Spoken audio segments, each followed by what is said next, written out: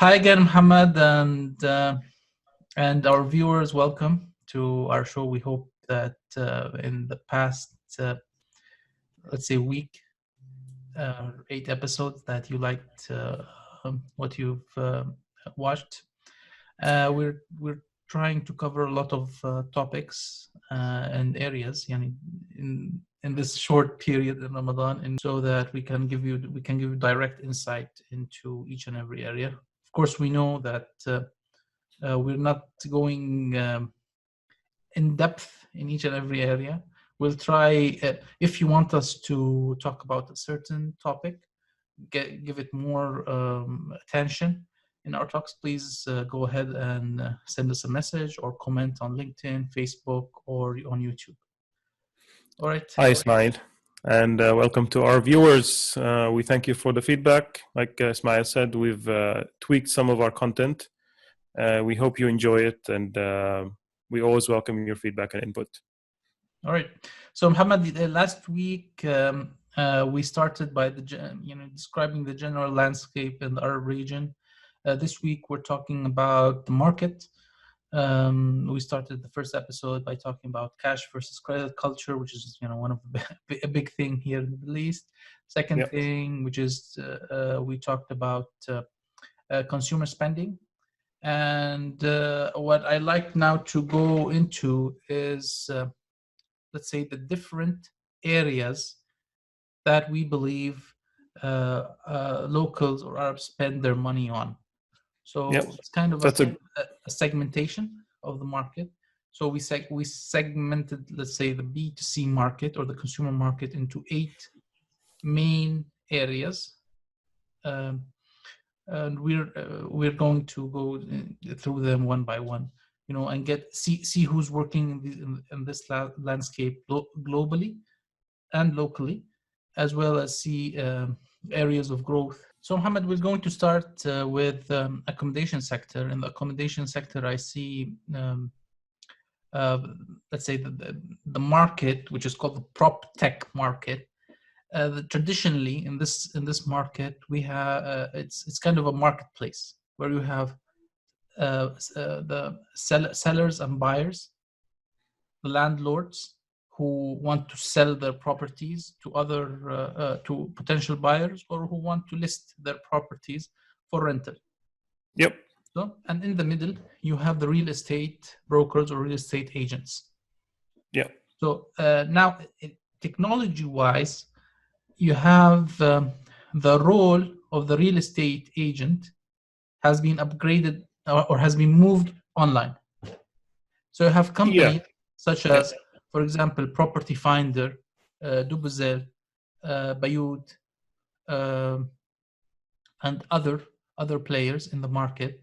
These players are taking the role of the broker between these landlords and these potential buyers or leasers or renters on the other side. And you see by the market dynamics going between them. So how's the case in the US? Yeah, so if I want to describe it, and let's back it out, back up. So there's heavy use of technology here. In terms of renting, you have a variety of platforms to search for rental properties, but because of the market size and the fragmentation, so every bunch of properties would be managed separately. So you may be able to find a rental property using any platform available, and we can list some in the description. But you can find your property that you're looking at, and through those platforms, and then approach the service provider or the owner and acquire a property. So that's one. Another way to do it is for buying. You've got the similar platforms, like, for example, Zillow, and there's a real estate database, unified database. It's common. It's almost every state would have one that licensed real estate agents would be allowed access to it. The difference between the the generally available versus this kind of database is reliability of the data. So it fluctuates. So what is available in the, let's call it, open public domain versus what is truly the listing price and all the details, the breakdown of all the details of this property, like the size and how much tax you pay, and it did list all the fixes and upgrades that are done to the place. All that details will be listed in the more certified database, accessible by all the agents. You will have traditionally, I know you can, I'm sure anywhere in the world, a seller and a buyer can just go face to face and close the deal with no third party. However, in the 99% of the cases, you've got the seller using an agent who has access to that database, and a buyer using an agent who has an access to that database. So the buyer would schedule a variety of meetings and scope out a variety of houses, and until they find a place, and there's a step-by-step process to place a bid, and then finally winning the property and sealing the deal. So there's a multiple documentation that has to be done. But basically, in the most common case, you've got two agents, one for the buyer and one for the seller, doing the negotiation on behalf of their clients. Clients. And once the deal is sealed, typically the buyer would pay a portion for both agents, would cover the deal for both agents. So the seller, the buyer would not pay anything extra. Yeah. So here it depends, because in, for example, UAE, it's 50-50. And I see like the customer for these property marketplaces is not actually the landlord or the potential leaser or renter or buyer. It's actually the real estate agents. Yeah, so that's a great point you're touching on. So what we want to do is, when we discuss a segment, is to try to identify wherever there's a gap, right? Yeah. So yeah, I agree with you. There is an emphasis on giving access to both ends of the equation. And in our case, in the US, they try to make it easier for the buyer to ease their way into the market. Now, but whoever is missing and whoever is doing the hard work is actually the middle person, the agents, the buyers and the sellers. Now, my question to you is, in the Middle East, is there such a system where you have two agents mediating, or is it usually just one,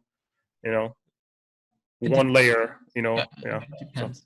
So, it depends. Okay. You can have an agent either from the buyer side or the seller side, or you can have both. Yeah. But usually I don't see landlords actually uploading their listings directly to the portal. They go through a real estate agent. This real estate agent has a deal with the marketplace, property marketplace, and they upload all the listings for a fixed fee. Now, if the real estate is a bit sophisticated, so they have their own also website where they upload the listing, because they don't upload just the listing to one marketplace. They upload it to the top, let's say, 3 marketplaces in the Middle East, as well as to their own website, and promote the properties on social media. So you have like more sophisticated real estate agents like Dorchester. So they have their own, for example, Instagram account where you have like a video tour for each and every property, and you have a live chat with the real estate agents, to answer your questions. So you have like more interaction. So this is a more sophisticated level. So going into that, then I guess let's focus on that gap area where you have that middle area between between both buyer and seller. So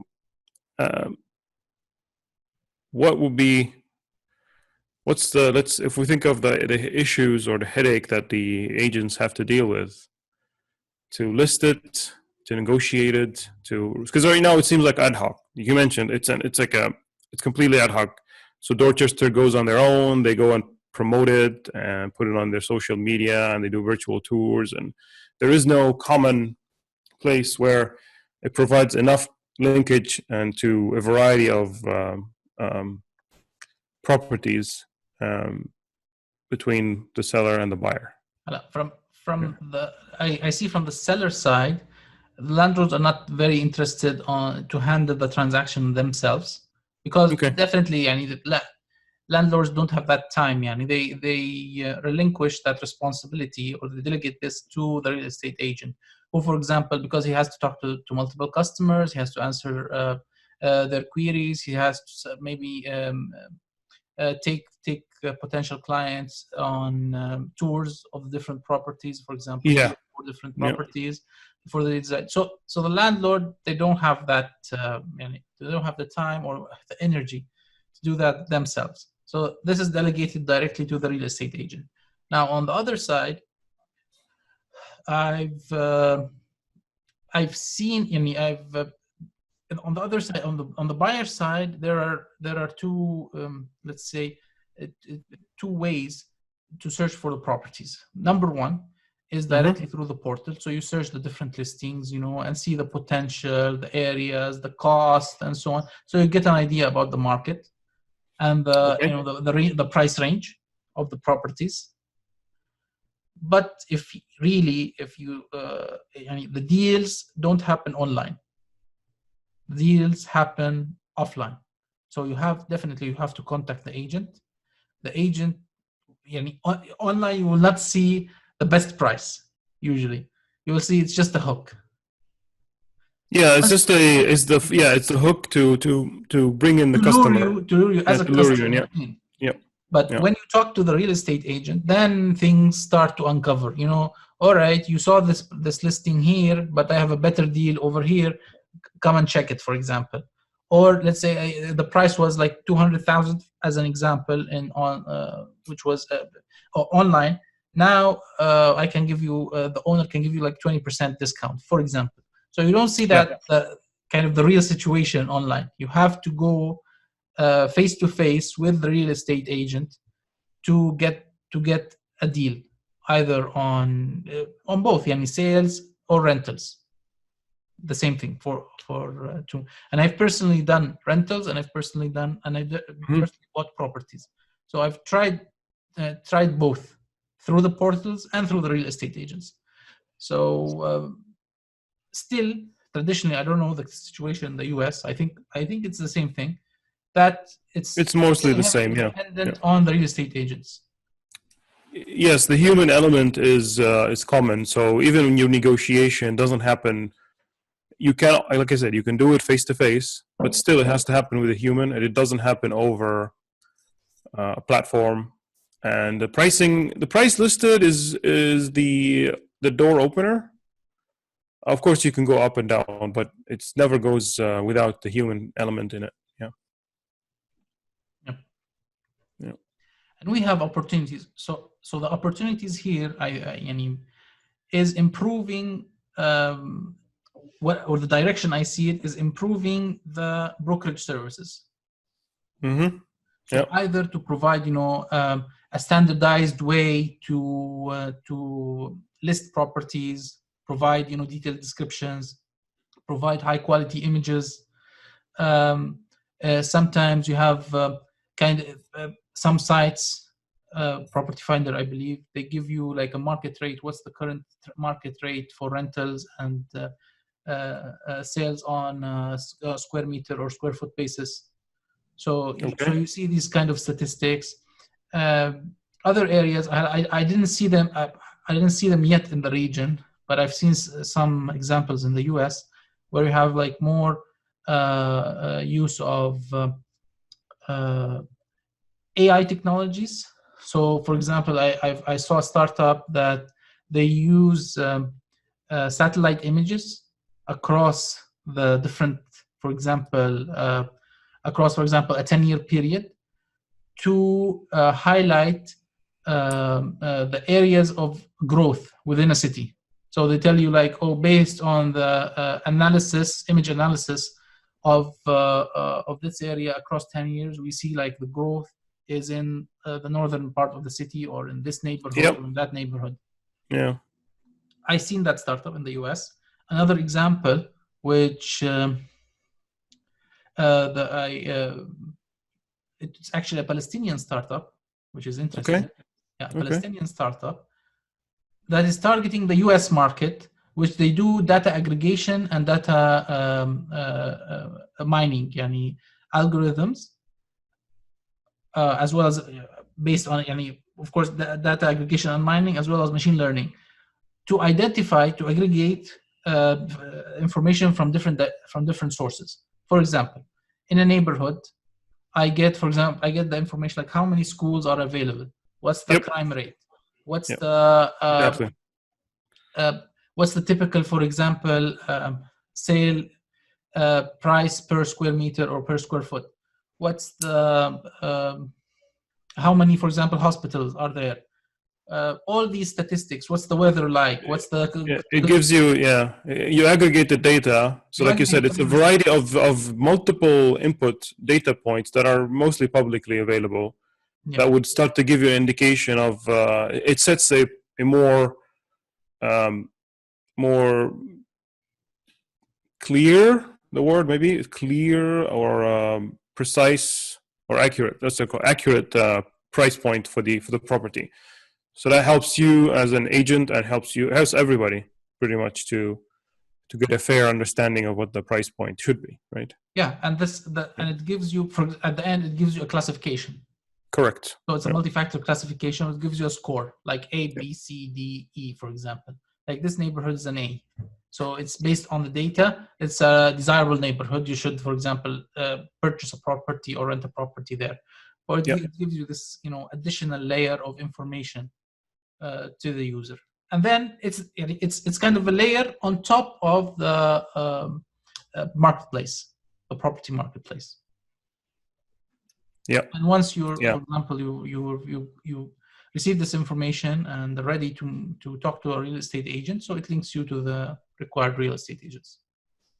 Yeah. So as I said, again, this is a layer on top of the brokerage services that real estate agents provide, or these marketplaces provide. Yeah, and it helps tremendously, even if you think about it. So once you start adding all these factors, because typically, if I'm telling you here, typically these schools, absolutely, they play a massive role. Crime rate, yes, but like adding other things, like how many gyms and what's the proximity to the nearest grocery store, or there's a variety of grocery stores, transportation, is there a bus station or not? If we're comparing these things, these added things not necessarily play a role in the US market. So having that would give a clear understanding what's the value of this property for a future person to rent it or to buy it. Okay. So here now it came to me that what do you think about startups like Fundrise? So Fundrise, they do real estate investing, crowd-based real estate investing. So it's a new thing in the US, and it's there are I think 2 or 3 examples here in the Middle East, especially in the UAE, where the company, let's say the real estate investment company, they what they do. Usually we have a kind of a traditional in the market. We have a traditional called a REIT, which is a real estate investment trust. So it's a fund that aggregates that as a consumer or as a customer, as a client, you buy shares into, and then these real estate trust funds, they purchase and manage several properties, and then for example, the rental. Let's take the basic example as the dividends from the rentals, they are distributed to the customers, to the shareholders, and in the end to the shareholders. So what happens is that, for example, I cannot purchase a whole property myself. I can just get a small share of that property and get a return on my investment proportionate to the amount invested in the real estate fund. So traditionally, you have that in the market available. Now you have, like in the US, you have startups like Fundrise, which which move this online. So they give you listings. Let's say we have like 5 properties. These properties, we're going to invest in these properties. There's going to be part equity, for example, 30% equity, and then there's going to be a loan. And based on that, we're going to do, for example, maybe some amount for home improvement costs and so on. And we expect to rent the properties such and such. So you can buy a share from this property or from this house or building or so on. Yeah, yeah, and it builds. It has merit. It builds on a existing system, so it is very common that here, at least, people would buy multiple properties, 5, 8, 10, and usually residentials, and you would rent them out or trade them back in the market. Very, very common. At least common area for people to use a second or third source of income. The uniqueness of this startup is it takes away the risk from the end user. So if I'm going to buy 20, 30 properties, maintaining them is on me as an owner. Taking care of the lease is on me as an owner. Now there are companies that would take part of the headache away. Yeah, so they would sign up all these properties as a managing company, and they will take a set fee for each to manage. It takes that overhead from your profit. Yeah, of course, and then the real estate business is always volatile. Every 10, 20 years you might get a bubble, then you get hit. People are not working. You won't get your monthly payments. So yeah, distributing the risk as something like the startup would make perfect sense in a region where I see a lot of growth. This is typically one of the more growth sectors, especially in areas where you have a lot of space. So if we're not talking about like the UK, for example, US, and I imagine the Middle East, there's always a growth in building new residential areas. They need to be, people are coming in, either expats or domestic, to acquire such products. Yeah. I personally see this as kind of it's a good solution to invest in real estate if you don't have the money to purchase a complete property. Yep. Traditionally, you would have like 3 or 4 friends. They come together and they purchase, for example, a house or apartment or so on, and they rent it out, and then they provide dividends. So this company, let's say the startup, it's the middleman that handles and manages all this hassle. Yep. Of course, for an example, as in Fundrise, for example, personally, I didn't invest anything in Fundrise because I'm interested in that, but because it's not the debt it takes is not Islamic, so there's an interest to it. So personally, I don't invest in it, and the same thing that is happening in the region. So it's a traditional, conventional type of real estate investment, but I see platforms, for example, like Wahid Invest. Mm-hmm. If you Google that, Wahid Invest, they do specific Islamic Sharia compliant investing. So they invest in stocks and they invest in sukuk, which are Islamic bonds, as well as gold. Now they're adding a new category, which is real estate investing also. Yeah. So that may be an interesting kind of vehicle, to invest. Yeah, it's an alternative. Yeah, it's a great alternative for the region. Yeah. Of course, guys, don't consider this as investment advice. Yeah, we're definitely not financial experts. We're just what we're trying to do is give an overview of the whole complete property landscape. So what startups are working there? What are the areas, the opportunities that are present in the market, and what's happening locally or globally? So finally, I see also startups in the facility and property management landscape. Yeah.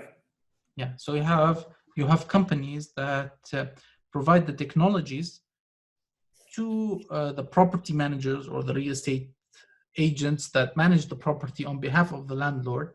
So so you have kind of this kind of there are multiple, I think, startups in the US that work in Yes. this area. You know Yep. that everything's automated, everything's online. The Correct. contract Correct. with Yeah. tenants. I don't know if you can give us more, details about what's happening in the US, or if you've tried it personally. Well, I mean, like you said, the contracts, the contract management, even like adding some automation. So especially that works well in a short to medium, especially kind of leases.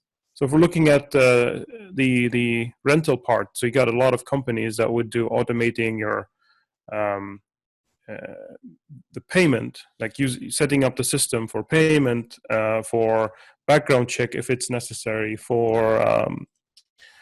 checking the new tenant in. Usually they'll put a variety of automated systems, and I will believe we will talk about IoT systems at a later segment in our series, hopefully. So you got your automated entry, you got your universal entertainment. If there's a TV, you've got The your bills, the utilities, you can pay the yeah, utility you bills. got the automated bill. So it all comes together down to a one solid receipt. Makes it super convenient for the user to check in, use their property. If we're talking about specifically rental, because it's the Yeah, of course. more evolved compared to purchasing to ownership. So you got all these automated systems that in the end it gives you this one common bill with all these blocks that you can choose. These added options you can always add to your bill, especially when you're getting extra services like your entertainment without entertainment, your internet, what have you. Yeah, and it all Maintenance, combines it in a nice maintenance. package. Yeah. So Yep. now you can, through an app, you can call for the maintenance crew to come fix Yep. a broken bulb in your Yeah. house. So you send your monthly. Let's say it's your multiple months. You send your monthly rental or subscription, and you're getting a bunch of services that are designed in a way to mimic your traditional or common features that you get in other services. Just to make it super convenient for the end user to get access to the service they need, get their maintenance, get their entertainment, get whatever they need, services they need within their property. Um, add a garage or remove a garage, that kind of thing. So yeah, makes it super convenient for the end user. Yeah, and I see in the US you have, I believe, large property managers. So a single company may manage 50 towers or 50 buildings or hundreds of Yes. houses. Yeah. So it Yeah. becomes a hassle for them to manage it individually. So Yeah, definitely. I see this, and this is in the region. If we're looking at the Gulf region, an area where you have a concentration of multiple towers that are, so of course, managed by a single company, having a system to automate service, for example, and schedule by priority and by severity, by what have you, and who asked for when. And I'm sure there are logistics reasons, like the upper towers require service before the lower towers, whatever, right? So there's all that set of prerequisites. Having a system to automate that part and manage, manage entry, then maybe you don't have to have a dedicated security person all the 24/7 managing your, recording any video feeds, adding the option to add and remove services, and that gets reflected in your contract. Doing your background check automatically. You don't need a person to submit papers and do anything, or if there's a bank linkage, what have you. So all that can be automated, and it will massively improve the quality, and reduces time and headache for both for the managing company and for the end user. You have, for an example, a good example in the UAE, Emaar, which is one of the largest real estate investors in the region. They have their own in-house portal for managing the rentals, managing maintenance, subscription services, and so on. So you have kind of this already implemented by the top players in the market. But going down, if it's not, Emaar is like the leader. Of course, in the market. of course, the lead, you have the this lead in the portal, segment. but for others, I don't see that. No. You have only very, very basic type of portals that are available. Yeah. And even in Saudi Arabia, it's non-existent completely. So here, Gotcha. I see here's an opportunity for that. Of course, when you're talking about a commercial side of real estate, so you have a facility management system where you have it's connected to your building management system, which controls your heating, ventilation, security, elevators. Yeah. So you can manage the power consumption, water consumption, issue invoices to the tenants, monitor, for example, let's say the optimal CO2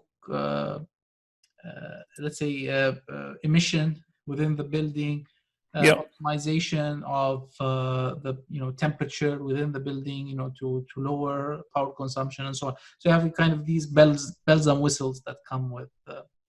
And even like that opens up, like, since you mentioned, I don't want to diverge too far from the main topic, but even if you mention building management systems, since you mentioned that.